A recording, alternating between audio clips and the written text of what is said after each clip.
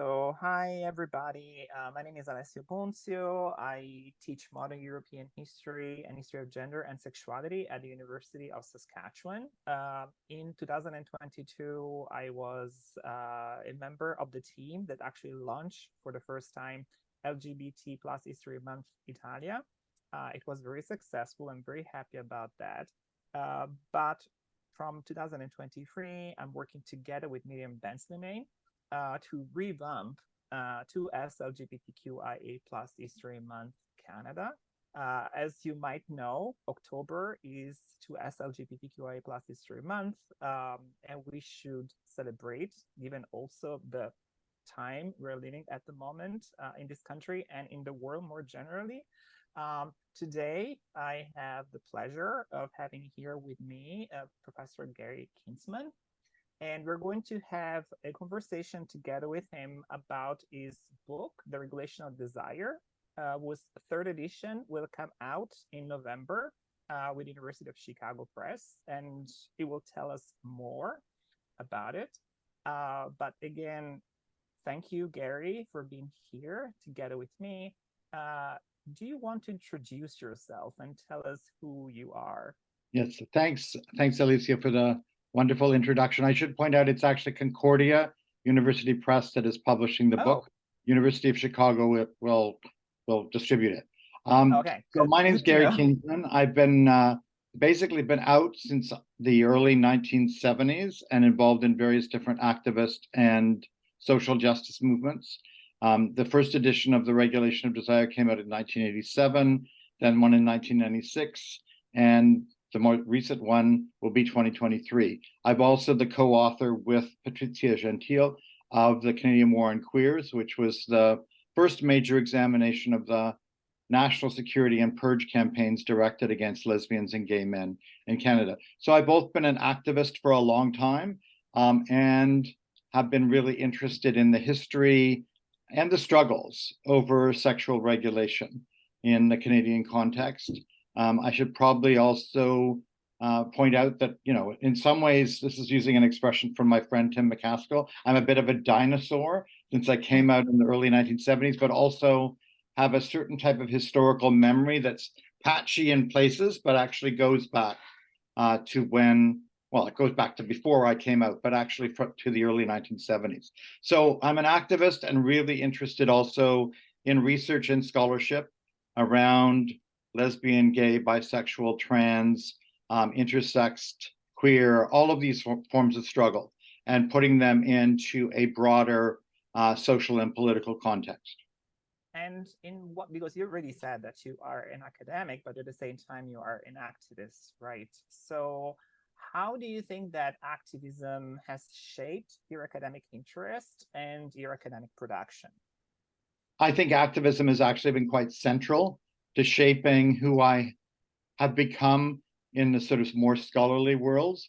I was an activist, obviously, before I was in university. I mean, I was involved in both gay or queer stuff and left stuff in the 1970s.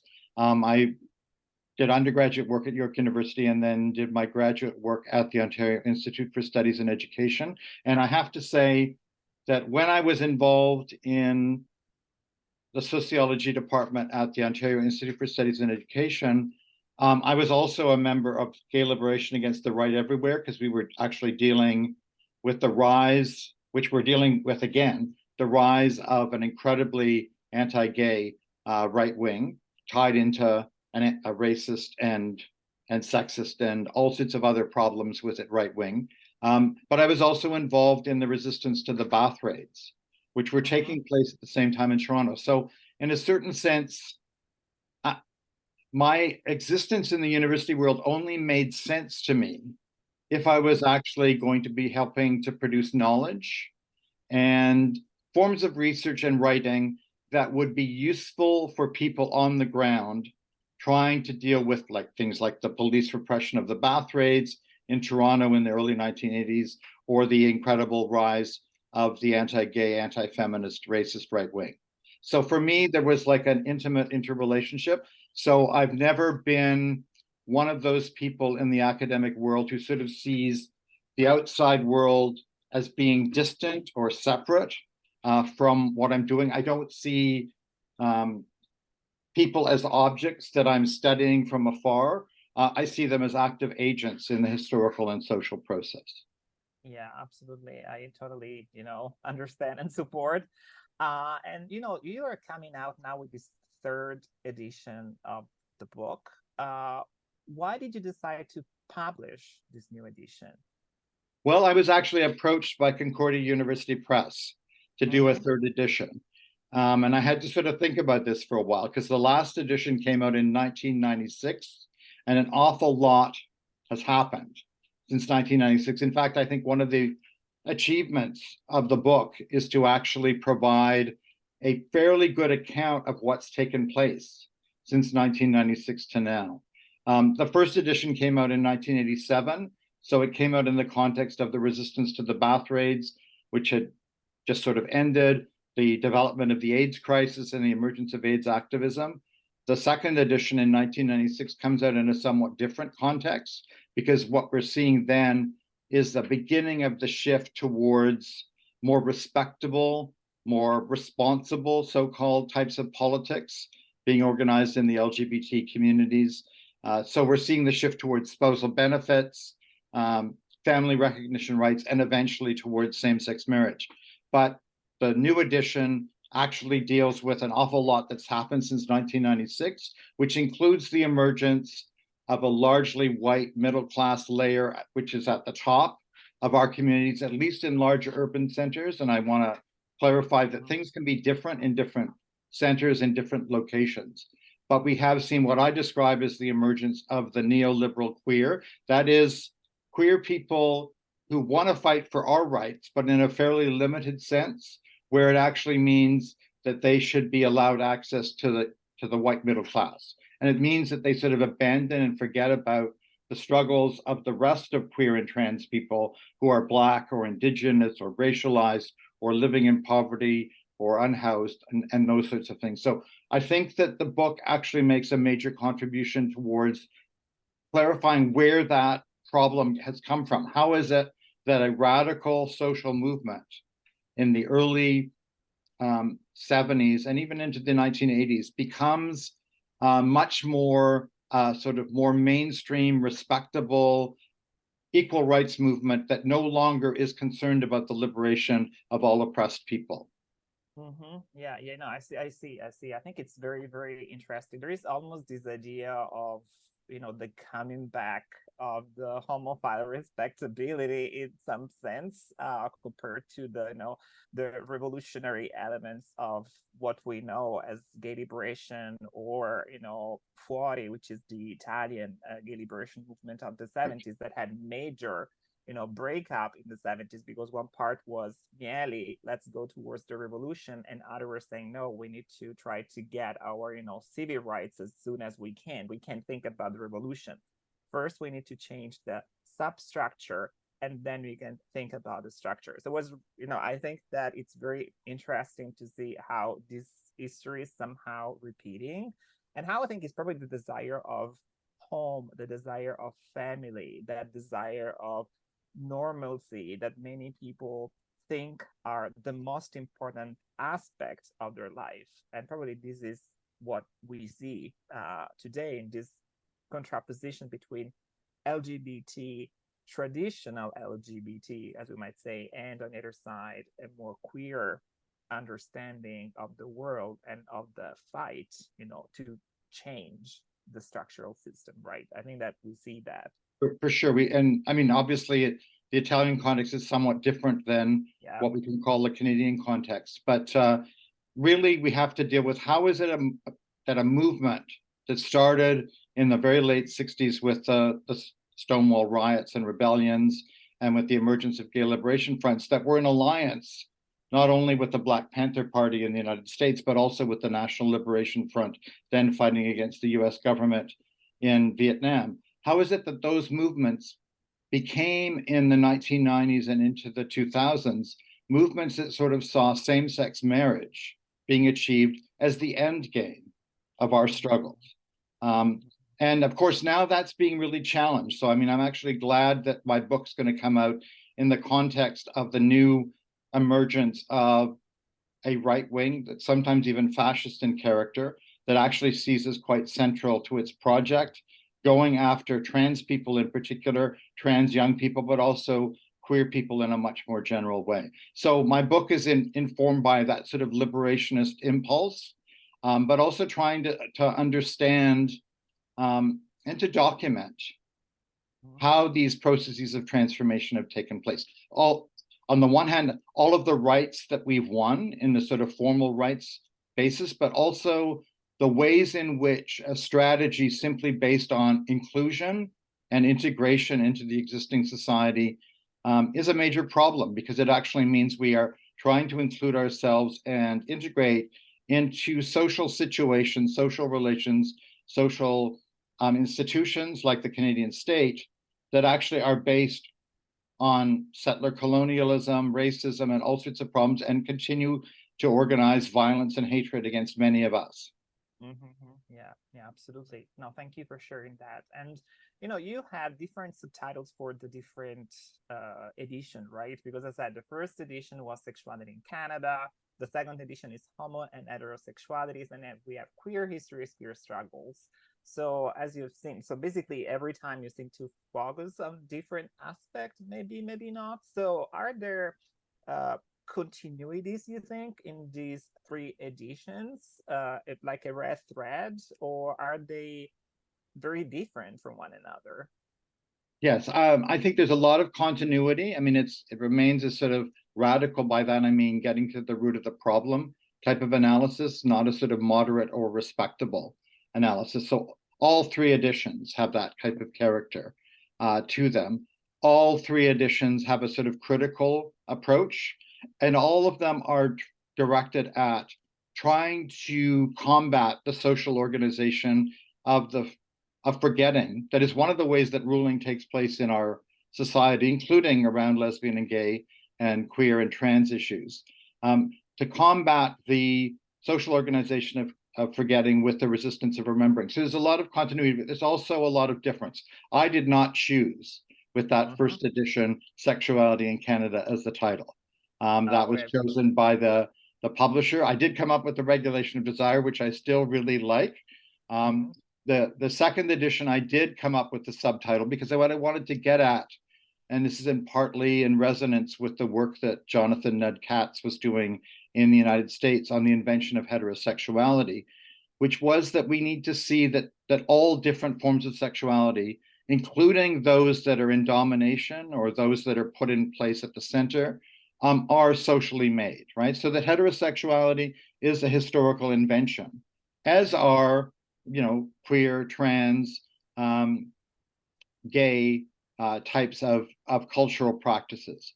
So I was trying to get at that sort of relational dynamic, the dynamic between the emergence of homosexualities in a plural sense and the emergence of institutionalized heterosexuality. Also was drawing on lesbian feminist theorizing and analysis that was moving beyond sort of the limited rights perspective of the sort of mainstream of the gay movement to actually point out how heterosexuality itself was a social problem that we encountered and that we had to actually take up.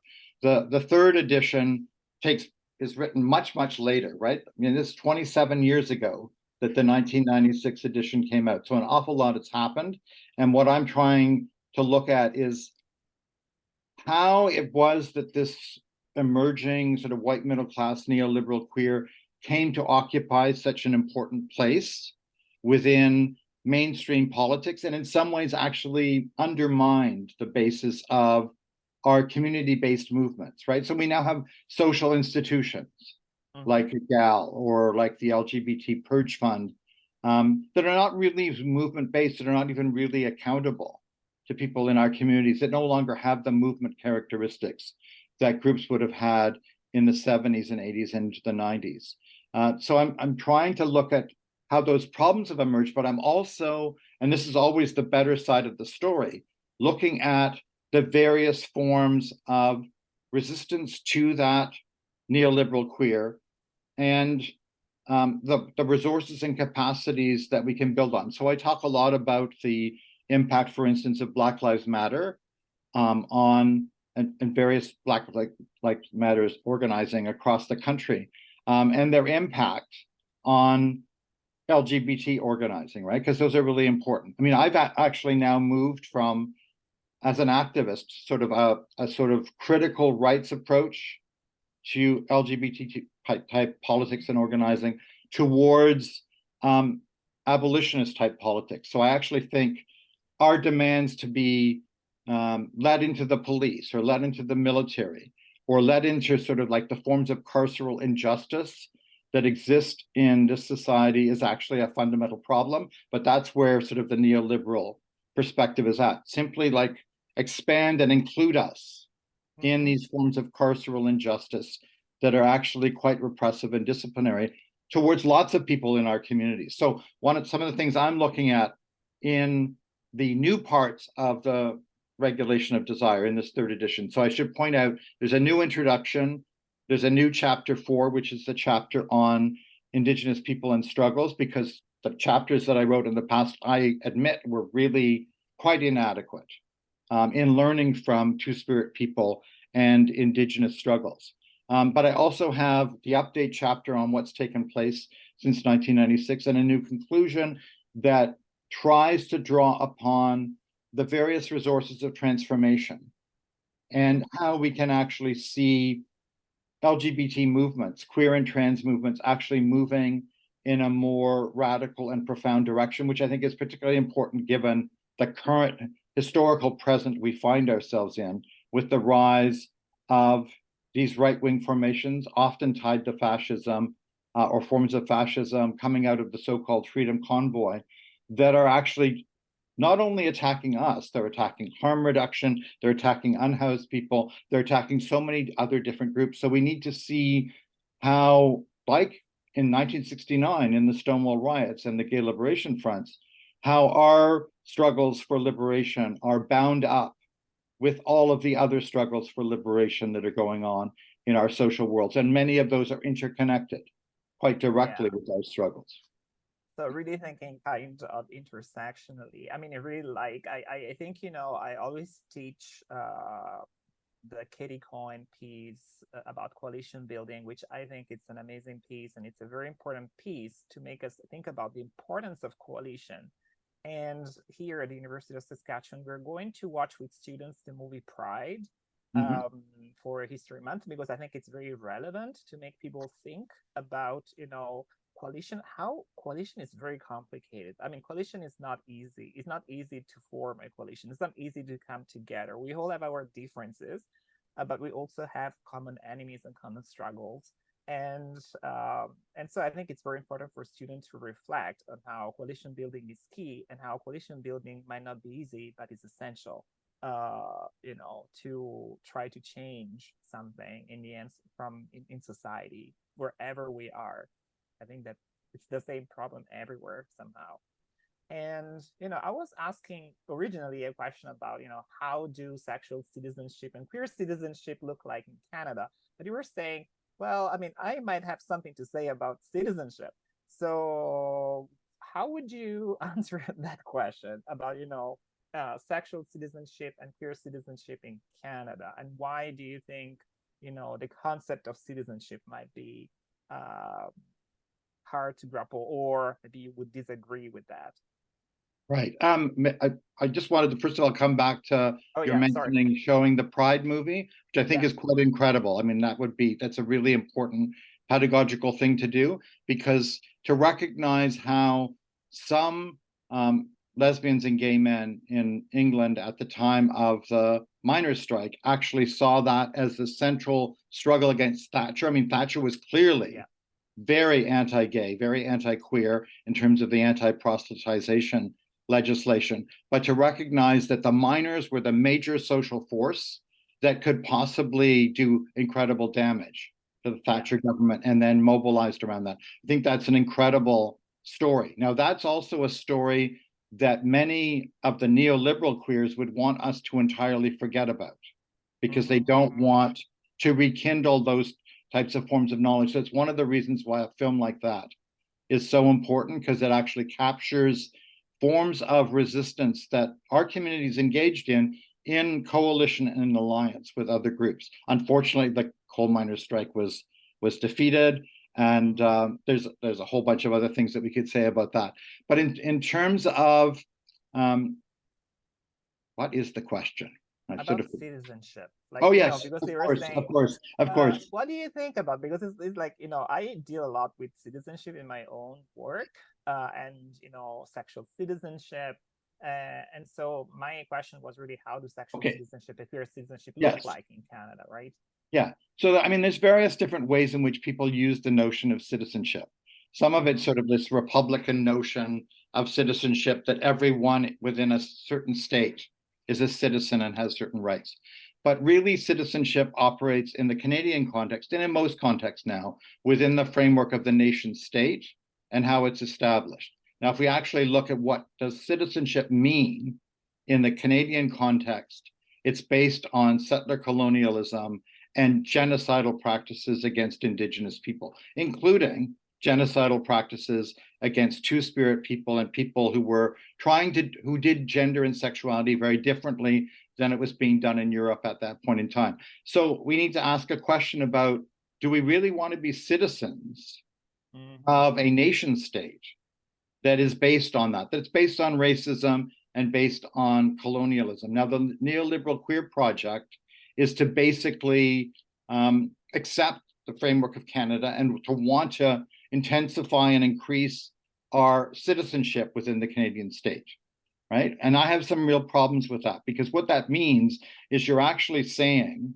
and it's sort of a homo-nationalist sort of view. Homo-nationalism is a term that Jasper Poor develops to talk about how some Western states get constructed as being so progressive and so wonderful around LGBT rights, and countries in the global South get constructed as being supposedly barbaric in these practices. And obviously, there's problems in all of these different nation states that we have to address. And there's a problem here even more directly, which is the central strategy that the rights movement has used within the Canadian state is the Charter of Rights and Freedoms, right?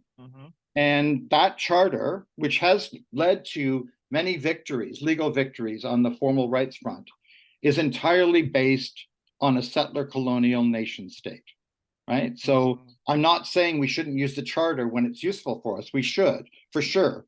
But to actually see that Canada is supposedly so incredibly progressive because it has a certain type of legal framework where certain state policies can be challenged and questioned on the basis of equality rights, is not to recognize at the very same time that that charter is based on a nation state that is mired in genocidal practices against Indigenous people, including Two-Spirit people, and lots of forms of racism against Black people and other people who would be labeled by the Canadian state as migrants or immigrants.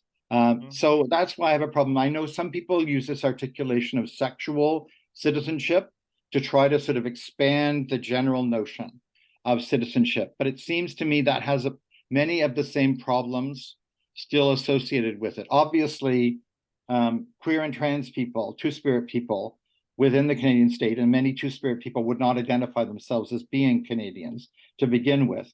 But obviously, all of the groups I just mentioned should get all the same formal rights as everyone else does. But let's also think about some of the problems with formal rights. So, for instance, we all have the same formal right in this country to go to the most expensive hotel in the city in which we live. I don't know what it would be in Saskatoon. I don't know what it would be even in Halifax. In Toronto, I have some ideas. But that's a formal right that for many people doesn't exist at all, because you have the money to go. Is it going to be accessible for you if you have disabilities? Is it going to be filled with racist exclusionary practices that means you can't go? So what it means is that what we really need are substantive rights and not simply formal rights. I'll give you another example. The Canadian state in the early 1990s has accepted LGBT people as having the formal right to apply for status within the Canadian state. But if you actually look at this, what you find out and I've done a lot of work on migrant rights and questions of immigration and refugee organizing, is that it doesn't work for most people, right? Most people can't get visas to get into the country to begin with. Will be barred from Canada by things like the Safe Third Country Agreement if they manage to make it to the United States, which in many parts of the world it's a lot easier to get to the US than to the Canadian state directly. So what you begin to see is that these formal rights don't actually exist for the vast majority of people. So that's part of why these notions of citizenship tied to questions of formal rights have some real limitations. And that's why I think, especially with the uprising against anti-Black racism in the police, and the practices of the racist practices of policing that took place in 2020, and then the No Pride in Genocide organizing initiated by Indigenous people in 2021, that we actually need to see that LGBT politics can't return to normal. We can't return to the normal middle-class white agenda. We have to actually learn from Black people and their resistance, and from Indigenous people and their resistance, to transform what LGBT politics is all about. So we actually shouldn't be organizing to be integrated into a type of Canada that is racist and settler colonial in character. We have to recognize that if some LGBT people were going to be accepted into that framework, it would mean that most of us were still being excluded. So I won't go any further with that, but hopefully that sets some of what I'm talking about in place. Yeah, and I actually then I have my question also about how the role of Indigenous knowledge and struggles, and also Two-Spirit people, what kind of role they have, in your book. How did they shape your book? How did they change your book? Oh, and that's really important to understand. I mean, really, I feel like I've learned an awful lot from Indigenous people and Two-Spirit people. I still am learning, and I wouldn't want to say that my book is perfect on these things, but it has been fundamentally challenged and transformed, including chapter 4, which is the major chapter dealing with Indigenous people in colonization and Indigenous resistance, but it's integrated throughout the book. It's been quite profound. So, I mean, I learned an awful lot also when I was in Sudbury, when I was teaching at Laurentian, from the Idle No More movement, which was quite profound there. I've learned an awful lot from Indigenous feminists, for instance, in Indigenous harm reduction in Toronto. I've learned an awful lot. So I hope that that has actually been captured in the type of character that my book takes. I'll just mention one problem that exists from my vantage point with the sort of neoliberal queer taking up of Two-Spirit people. What they do is they talk about Two-Spirit people as only really having a cultural character, and they entirely remove the experiences of Two-Spirit people from the history of colonization and genocidal practices. And what I say in the book is you can't do that. If you really want to learn from Indigenous people, from Indigenous knowledge, from Two-Spirit people, you need to place that back in the context of the struggles and the history of Canadian state formation and these genocidal practices, and that LGBT movements, if we want to actually address people's actual needs, need to be not only in solidarity with Two-Spirit people on cultural questions, but on every single question, including their opposition to the residential school system, to the genocidal practices, and understanding that. And also understanding that part of the very origin of what we now call the Canadian state is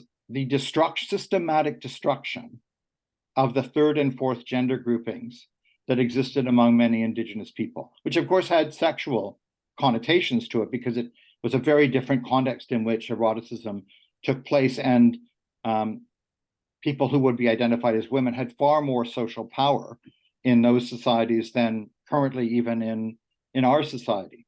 But it's really important to understand that we have to bring all that together, that trans and queer liberation, if it's really going to be serious right now within the so-called Canadian state, needs to be anti-racist and anti-colonial in character at the root, right? Anyway, I'll stop there. Yeah, and we have been also touching on intersectionality here and there, and so I was wondering if you can address more directly, the intersectional aspect of your work. I mean, is your work intersectional? I guess yes. And in what ways do you what are the categories, the social categories you're touching on? I mean, in terms of we see gender, sexuality, race, indigeneity, class. So it seems to be very intersectional. So you confirm that, and if you can tell us something about intersectionality in your work. For sure. So intersectionality emerges actually largely from Black feminists who are trying to think about how class, gender, and sexuality are all interrelated, right? I think there's a limitation. I mean, I fully support intersectional politics understood that way. And I want to point out that many of the ways in which mainstream LGBT groups and the Trudeau government and other people use the term intersectionality now do not actually go back to learning from those original Black feminists who developed the notion of intersectionality. But there is a limitation to intersectionality. So intersectionality, if people consider see this, is really about how these forms of oppression intersect, right? Which is obviously really important, but it's more than them intersecting. I mean, other people will use the term interlocking, but I use also an expression developed by Himani Banerjee, an anti-racist feminist at York University, or she's now retired from York, but was at York University, who talks about the need for the relational and mediational understanding of these different relationships. So it's not just about how they intersect, it's actually about how they inform each other and how they transform each other all the time. So we need intersectionality, but we need something more radical. And I am concerned that the term intersectionality, unfortunately, has been seized so often. Like, for instance, Egal in Canada uses intersectionality, but what do they mean by it? They mean inclusion and they mean diversity. Well, this is not what intersectionality is about. I mean, inclusion and diversity are actually fairly liberal perspectives. They don't actually go back to what Black feminists were trying to engage with in the Combahani Women's Collective, in some of the early writing, even in Kimberly Crenshaw's work, where intersectionality was actually about how do we actually engage in struggles that bring together class, gender, and sexuality, because they're all bound up together, right? So that's what we need to return to. Yeah, I think it's this idea of something that is constantly shaping elements that shape each other constantly, right? Because it's very relational. And so how class, race, sexuality, gender, ability, disability mix all together in the end, shape one another in all of us lives, right? Because I always think it's very important to I always tell my students to always think, yes, we have boxes, we have labels, but it's also very important always to think about we're all human beings with very specific individuality in terms of how ourselves is shaped by all these different elements mixed together, but they're constantly mixing together. And I completely agree. So, for instance, I mean, there's a problem with the English language itself, because the way in which it wants to categorize things is also to put things in separate boxes, right? But what we actually need to be able to think about is, how does this form of oppression, how is it related to this form of oppression? How does it transform it? How is it related to this form of oppression and exploitation? How does it get transformed? And that's actually a very different way of thinking. And unfortunately, it does actually upset the apple cart in terms of how English is often deployed, which is in a very sort of anti-reflexive and sort of dialectical way. I won't go into what dialectics means here. The other aspect I think is very important to think about is how very often we do not think anymore in terms of national security, in terms of regulation of desires, because some people might think, oh, it's part of the past. I mean, the lavender scare is not here anymore. I mean, we have certain type of rights. So how wide do you think that actually national security and regulation are still a real issue, a real problem, something we need to think about? They're absolutely fundamental. So it's really important to understand that national security needs to always be questioned. We need to always ask, what nation are we talking about and whose security are we talking about? Because we do know during the Canadian War on Queers that we were basically identified as being risks and threats to national security and were expelled from the fabric of the nation, which is why people were purged from the military and the public service. And I think there's now, because of the apology moment, and I could go into my critical analysis of that, but let's not do that right now. Because of the apology movement, people think somehow that national security is no longer a concern to people in our communities, which is not at all the case. First of all, there are still security clearance levels that people have to go through. If you are getting a job promotion, and oftentimes security clearance levels are tied up with employment progression, going up the public service, for instance. If you are having a security clearance, they go and talk to your friends and to your family. And for instance, if you're not out to some of the people they talk to, they might very well out you, but they will also see if you have something that you're trying to hide or that you're secretive about. And obviously we know that that's, in some ways one of our survival strategies in many contexts as queer and trans people. They will actually deny you that security clearance still to this day, as far as I'm aware.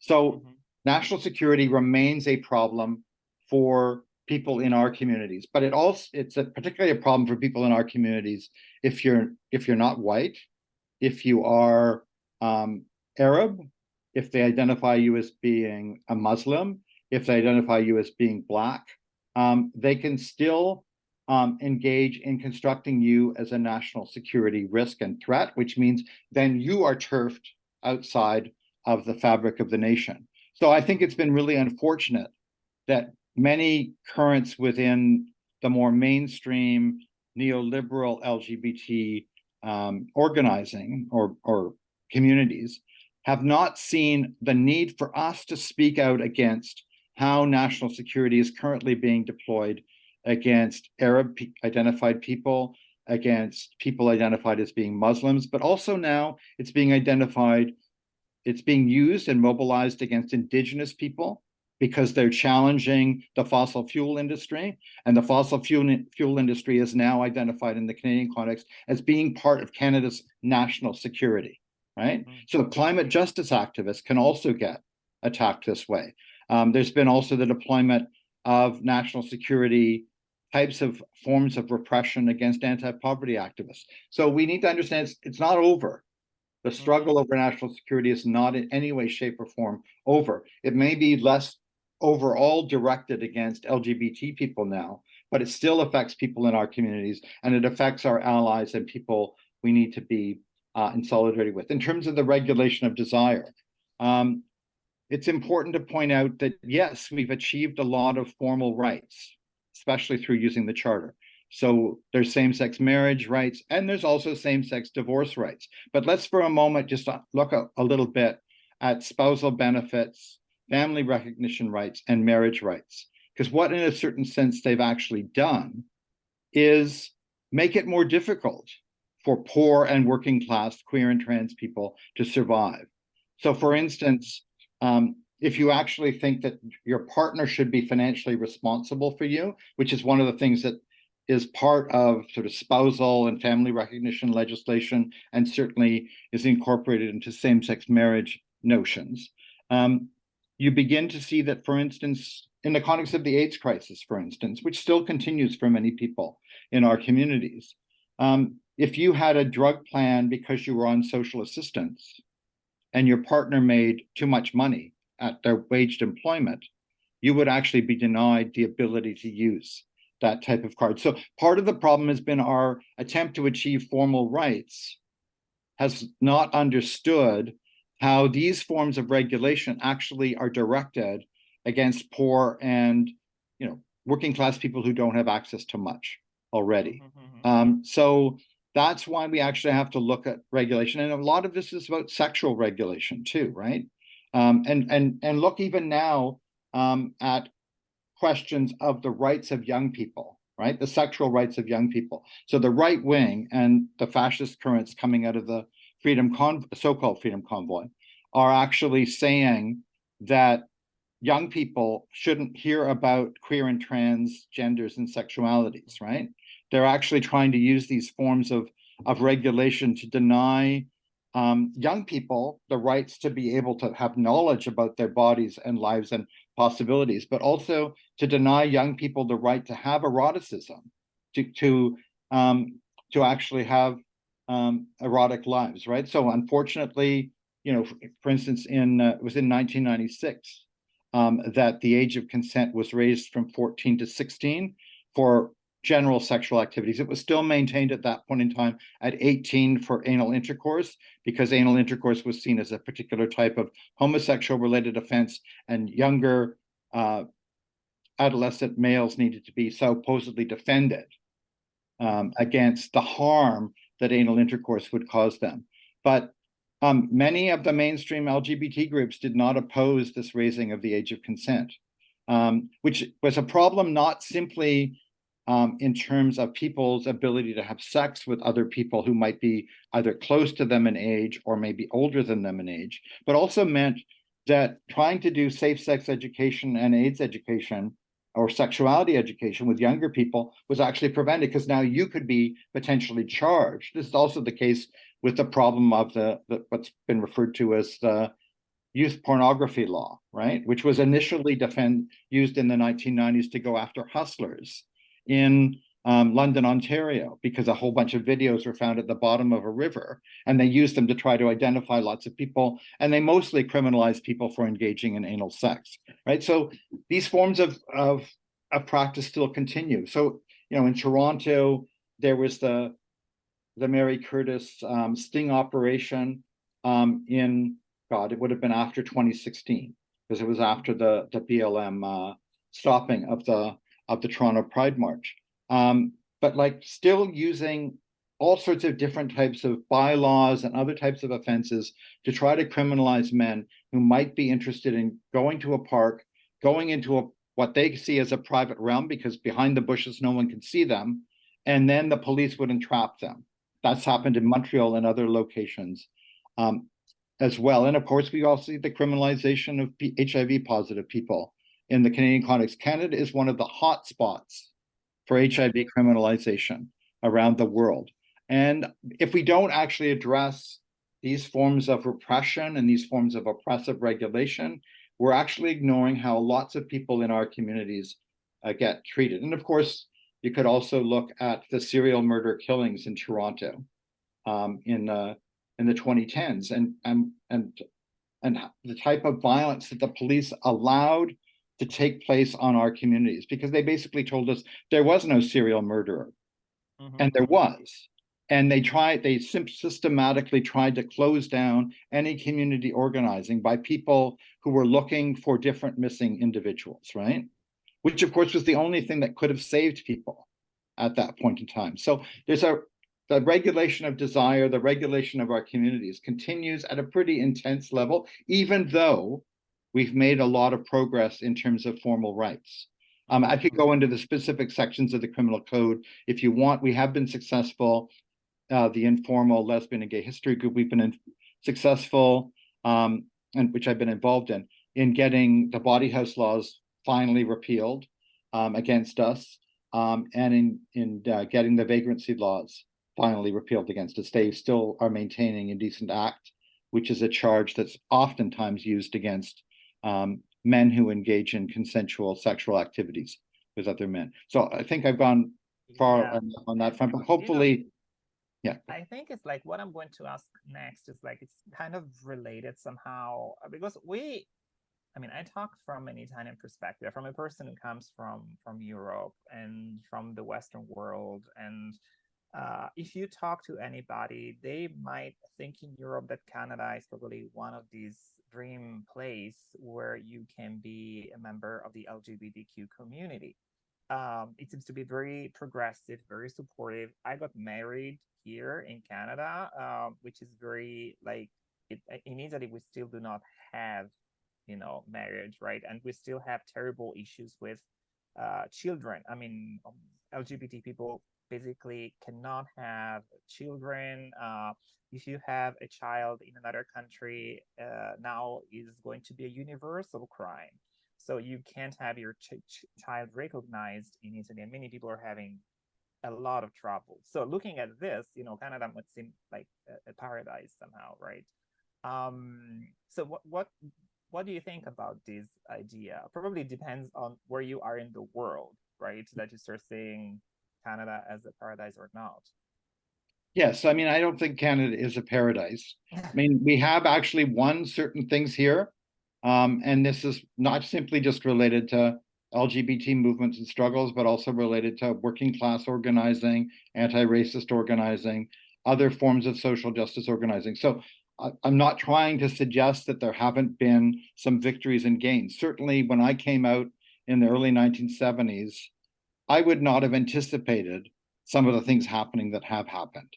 Around same-sex marriage, I mean, I support same-sex marriage, but again, it's a formal right? So, and what it does is it privileges marriage over all of the other types of relationships that people have in our society.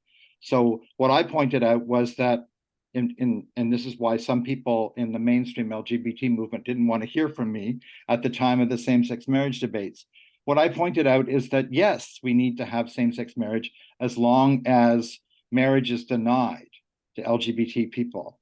But we also need to recognize that marriage itself as a social institution is a social practice of discrimination against people engaged in all of those other types of relationships that are not recognized by state relations in the same way.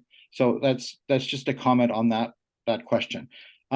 Canada, despite having all of these gains and victories that people organizing have won, has major problems. I mean, again, as I pointed out before, it was formed as a racist settler colonial state. It still, in its practice, is, right? Even if it's not as overt in these types of politics, right?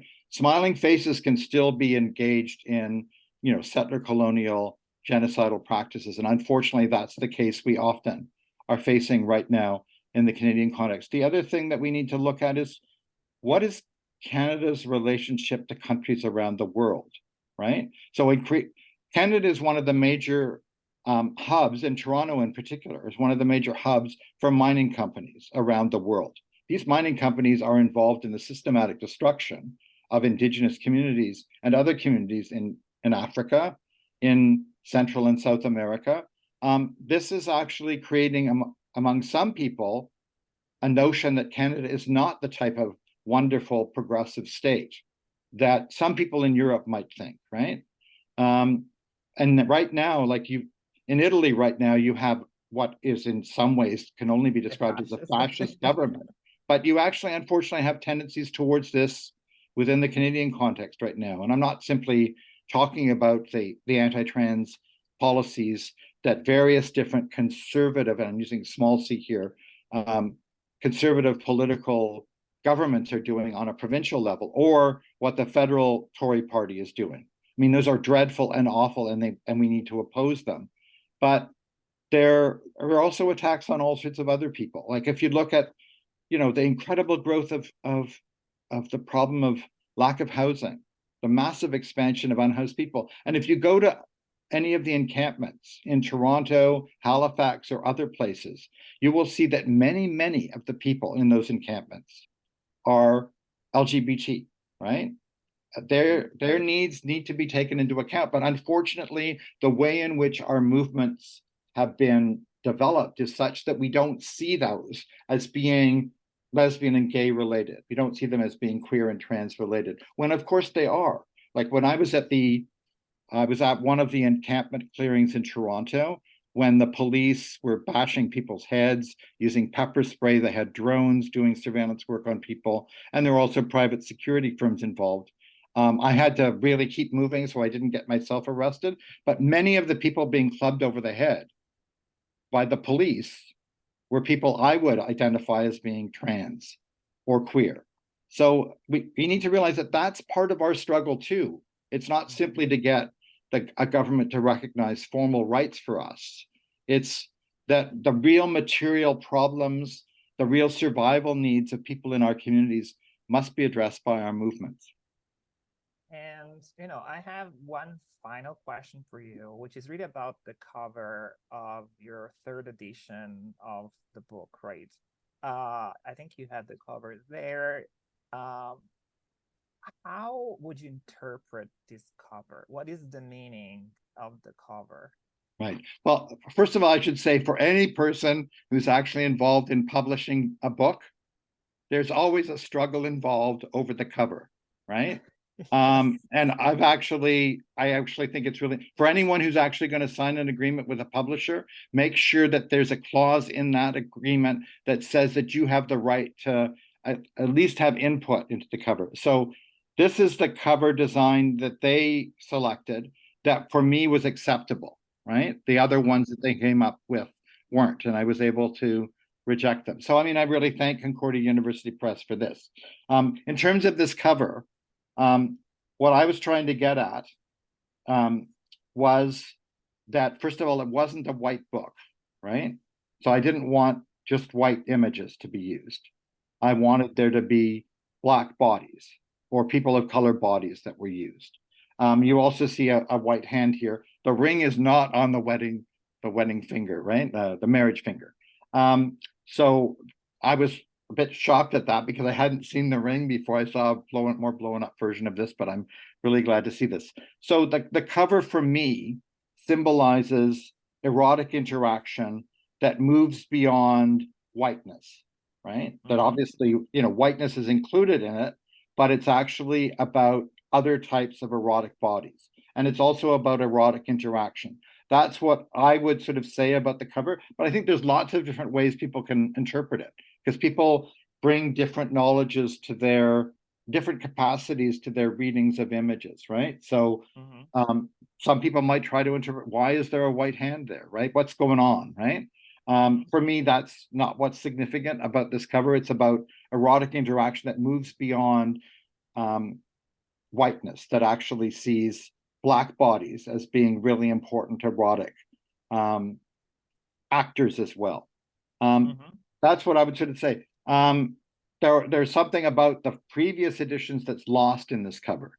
I have to say the covers that Black Rose identified had a panoptic eye up here, and a panoptic eye, if people don't understand it, panopticon is from Foucault, an expression for forms of social surveillance that are done. So there would have been a panoptic eye up here surveying what's going on below and around it, right?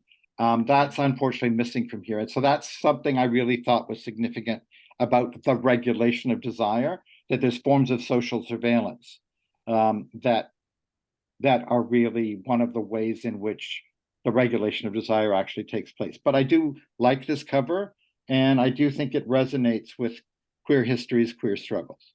And especially in the new context that I'm writing the third edition in, where questions of race and not accepting whiteness as being normal or hegemonic is actually a crucial part of the book. So what do you think about the cover? Because when I was looking at it and I was thinking, no, you notice immediately, the contraposition of the two bodies in terms of race. At the same time, at first I thought it was a wedding ring, and I was trying to understand.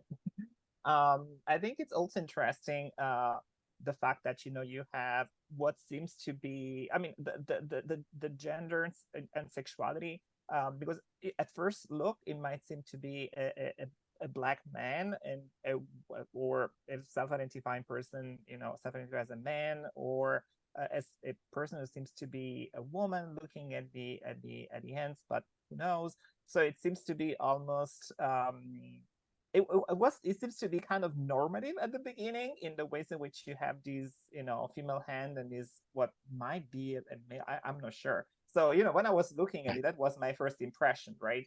But for me, the most important aspect was probably the the racial contraposition, and which I think is still a very relevant aspect, to think about in many countries. Because in many countries, I mean, it seems still, I always think about my own country, of course, where it still seem very odd, when you have couples of different races, people always perceive them as odd sometimes. It's still a fight. But that was my impression. So I think that, as you're saying, everybody's going to look at this cover and they're going to interpret it in different ways. They're going to focus their attention on specific aspects of it. And I always think, the good thing about interpretation, of literary interpretation sometimes, is that you can interpret and give your own idea and perception of something. So I'm not sure I answer your question.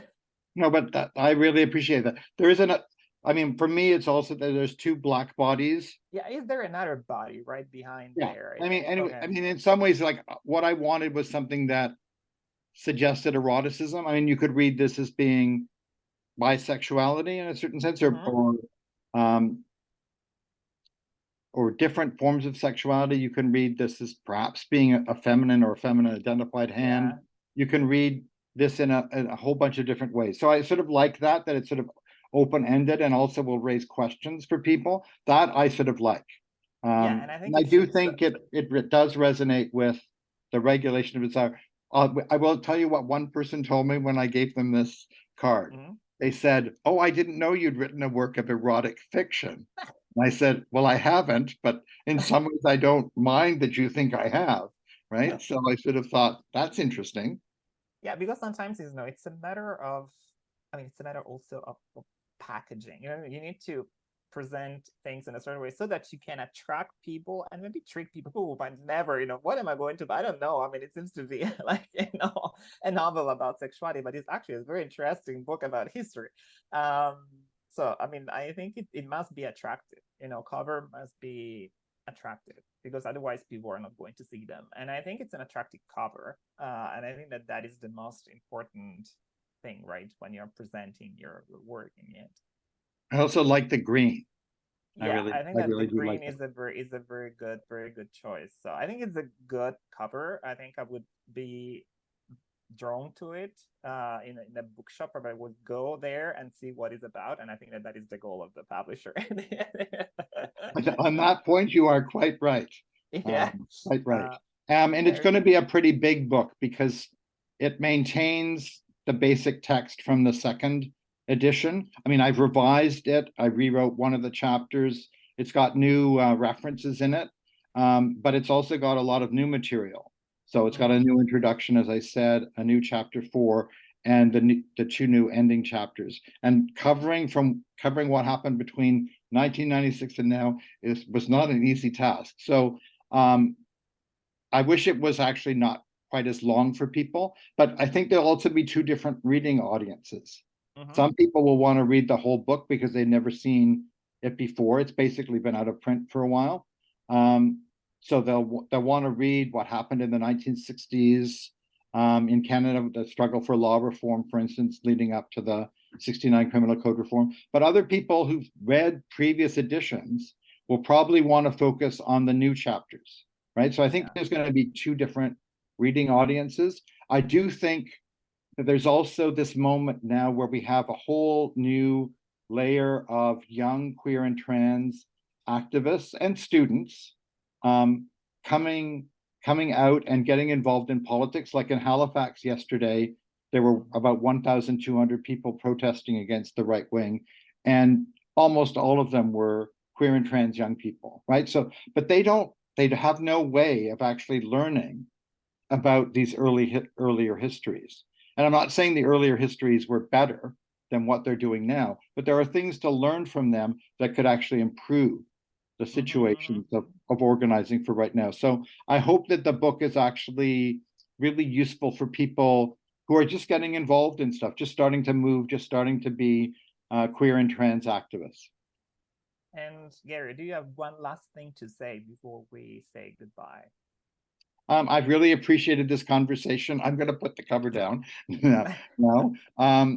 And I hope people read the book. I hope people enjoy it. I hope people find lots of things. I hope it actually becomes a useful vehicle, as I was just saying, for creating a context for younger queer and trans people just coming out, just getting involved in activism, to actually learn about where they've come from in some ways, and to figure out some ways in which the historical past might inform the struggles that we're engaged in the historical present. Yeah, thank you so much. And this is why I think, something like this LGBT History Month throughout the world are essential, because they try to push people who are not part of the ivory tower to come in contact with history and try to understand the importance of queer history for themselves, but for everybody, right? So, Gary, thanks again. I'm going to stop recording now. Well, thank you. It was really, really wonderful to both meet you virtually and to have this conversation. Thank you so Yeah, much. thank you. It was really a pleasure for me. Thank you.